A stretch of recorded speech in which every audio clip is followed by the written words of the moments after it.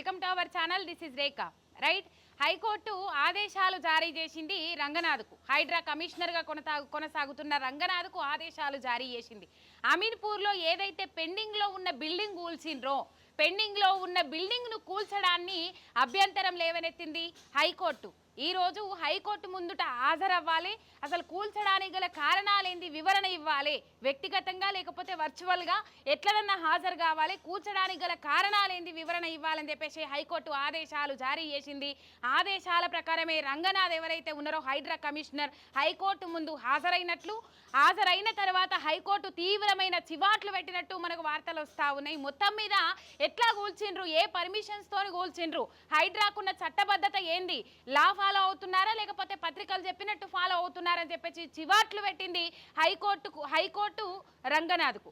ఏదైతే హైడ్రా కమిషనర్ రంగనాథ్ ఉన్నారో ఇదివరకు చాలా మొదట్లో హైకోర్టు ఏదైతే హైడ్రాకు సంబంధించిన అంశాన్ని అందరూ స్వాగతించినప్పటికి కూడా మా ప్రాంతానికి రండి, మా ప్రాంతంలో కబ్జాలో ఉన్నాయి, ఎఫ్టీఆర్లో ఉన్నాయి, బఫర్ జోన్లో ఉన్నాయి, మా ప్రాంతానికి రండి, మా ప్రాంతంలో కూల్చండి అని చెప్పేసి మొదట్లో ఎవరైతే ప్రజలు ఏం చేసిర్రంటే స్వాగతం తెలిపినరు. కానీ వాళ్ళ మెడకే ఉచ్చై చుట్టుకుంటుంది, వాళ్ళ మెడకే ఉచ్చు బిగుస్తుంది హైడ్రాతోని అని చెప్పేసి పేద ప్రజలు, సామాన్య ప్రజలు ఎంత మాత్రం ఎక్స్పెక్ట్ చేయలే.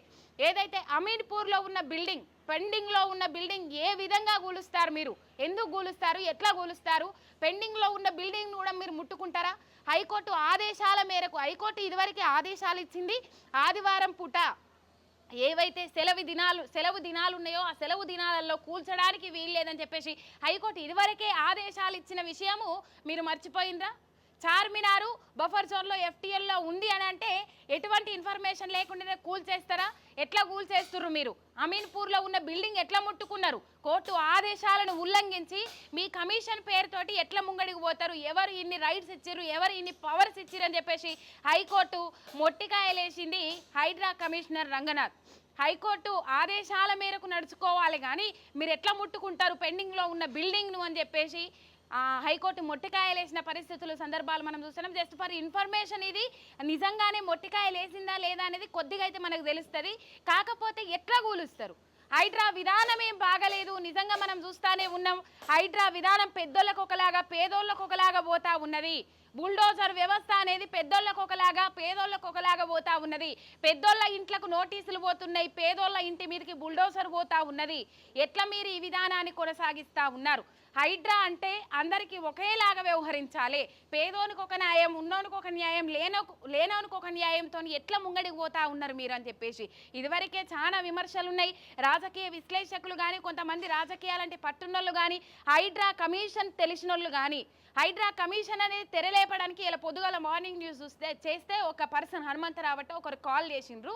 ఈ హైడ్రా కమిషన్ అనేది రాహుల్ గాంధీ అండ్ వాళ్ళ బామ్మరిది వాడ్డా ఏమో ఉంది పేరు, వాళ్ళ బామ్మర్ది హస్తం కూడా ఉన్నది, వాళ్ళ బామ్మర్ది కోసం ఇది చేస్తూ ఉన్నారు అని చెప్పేసి ఇక్కడ ఏదైతే కొన్ని కుంభకోణాల నేపథ్యంలో కొన్ని కుంభకోణాలు ఒక కంపెనీకి 1137 కోట్లు కట్టబెట్టడం మీద కేటీఆర్ తీవ్రమైన విమర్శలు చేసిండ్రు.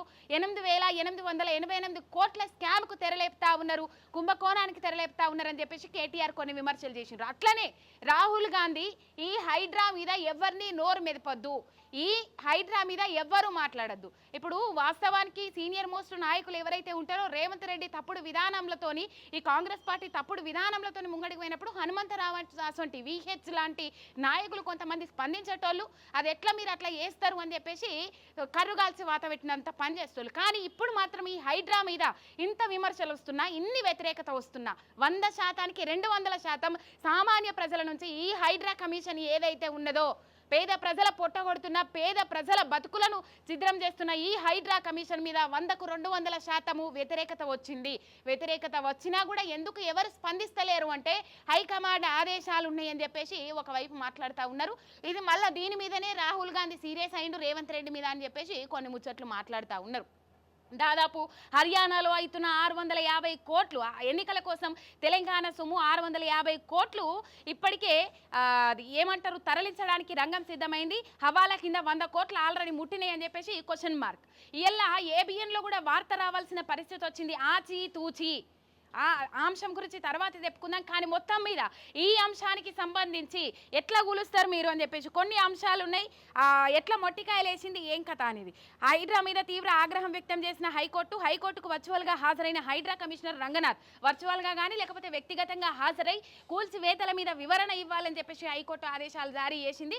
వర్చువల్గా హాజరైండు హైకోర్టుకు ఈ హైడ్రా కమిషనర్ రంగనాథ్. మొత్తం మీద ఆదివారం రోజు మనము హైడ్రా మొదలైనప్పటి నుంచి చూడొచ్చు. ఒక ఎన్ కన్వెన్షన్ ఎప్పుడు కూల్చిండ్రో ఏం కథనో ఆ వారం గుర్తులేదు. కానీ తర్వాత మొత్తం ఏవైతే ఉన్నాయో శని ఆదివారాలను హైకోర్టు పనివేళలు ఏవైతే కోర్టు పనివేళలు ఉంటాయో, కోర్టుకు సెలవు దినాలు ఉంటాయో ఆ సెలవు దినాలనే ఈ హైడ్రా కమిషన్ అనేది పనిచేసుడు, పెద్ద ఎత్తున రంగం సిద్ధం చేసుడు, గుట్టు సప్పుడు కాకుండా ఉన్నోళ్ళని బయటకు పంపించి కథం ఎటువంటి సామాన్లు కూడా తీసుకోకుండా, కనీసం ఒక సెకండ్ బడి పిల్లలు పుస్తకాలు తీసుకునే టైం కూడా ఇవ్వకుండా, ఇంపార్టెంట్ వస్తువులు సామాగ్రి తీసుకోకుండా టైం ఇవ్వకుండా కూల్చివేతల పర్వానికి సిద్ధం చేసింది ఈ హైడ్రా.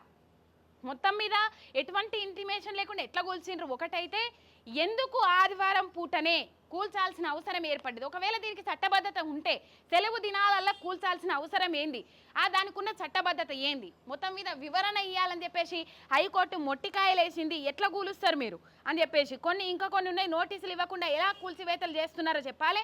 పత్రికలు ఫాలో అవుతున్నారా లేకపోతే లా ఫాలో అవుతున్నారా, పత్రికలు చెప్పినట్టు వింటున్నారా లేకపోతే లా చెప్పినట్టు వింటున్నారా, హైడ్రాకు ఉన్న చట్టబద్ధత ఏంటో చెప్పాలి. ఆదివారం కూల్చివేతలు చేపట్టదని ఇదే హైకోర్టు కోర్టును కూడా ఉల్లంఘించారు. మీరు ఈడ పాయింట్ గుర్తుపెట్టుకోవాలి. ఆదివారం కూల్చివేతలు చేపట్టద్దని ఇదే హైకోర్టు ఆదేశాలు జారీ చేసింది. ఆ ఆదేశాలు మర్చిపోయినరా. ఎట్లా కూల్చివేతలు, చార్మినార్ కూల్చాలని అక్కడ ఎంఆర్ఓ చెప్తే మీరు కూల్చేస్తారా? ఇక సమాధానాల మేరకు చార్మినార్ కూల్చాలని అక్కడ ఎంఆర్ఓ చెప్తే మీరు చార్మినార్ను కూల్చేస్తారా? హైడ్రా కమిషనర్కు హైకోర్టు చురక నేను అడిగిన ప్రశ్నకు మాత్రమే జవాబు చెప్పండి, ఎక్స్ట్రాలొద్దు, జంప్ చేయకండి అని చెప్పేసి హైకోర్టు హైడ్రా కమిషనర్ రంగనాథ్కు సురుకులు పెట్టింది, వాతలు పెట్టింది, కర్రు గాల్చి వాతలు పెట్టిందని చెప్పుకోవాలి. అమీన్పూర్ మై మాత్రమే మాట్లాడండి, కావూరు హిల్స్ గురించి నేను అడగలేదు. అమీన్పూర్లో భవనాన్ని 48 గంటల్లో ఖాళీ చేయాలని నోటీసులు ఇచ్చి 40 గంటల్లోనే ఎలా కూలుస్తారు అని తహసీల్దార్పై మొత్తం మీద హైకోర్టు మస్తు గుర్రు మీద ఉన్నది, సీరియస్ అయింది. అమీన్పూర్ బిల్డింగ్లో 48 గంటల్లో ఖాళీ చేయాలని చెప్పేసి నోటీసులు ఇచ్చిండట. ఇంకా 8 గంటలు అయిపోక ముందే 40 గంటలలోనే కూల్చేసిరట. అంత ఆగమేం పడిపోయింది, అంత ఆగమేఘాల మీద ఎందుకు కూల్చిరు? మొత్తం మీద హైడ్రా అనేది ఎటువంటి పేరు తెచ్చుకుందో మనందరికీ ఎరుకున్న ముచ్చట్నే. హైడ్రా కాలక్రమేణా ఎట్లా మారిపోయింది, తీవ్రమైన వ్యతిరేకతకు ఎట్లా గురైంది అనేది మన అందరికీ ఎరుకున్న ముచ్చటే. మొత్తం మీద హైకోర్టు ముందుకు హాజరు కావాలి రంగనాథ్, హైడ్రా కమిషనర్ రంగనాథ్ అని చెప్పేసి హైకోర్టు ఆదేశాలు జారీ చేసింది. మొత్తం మీద అక్కడ పోయిన తర్వాత సురుకులు పెట్టింది, వాతలు పెట్టింది హైకోర్టు హైడ్రా కమిషనర్ రంగనాథ్ కని చెప్పుకోవాలి. లైవ్ అప్డేట్స్ కోసం చూస్తూనే ఉండండి మిర్రర్ టీవీ.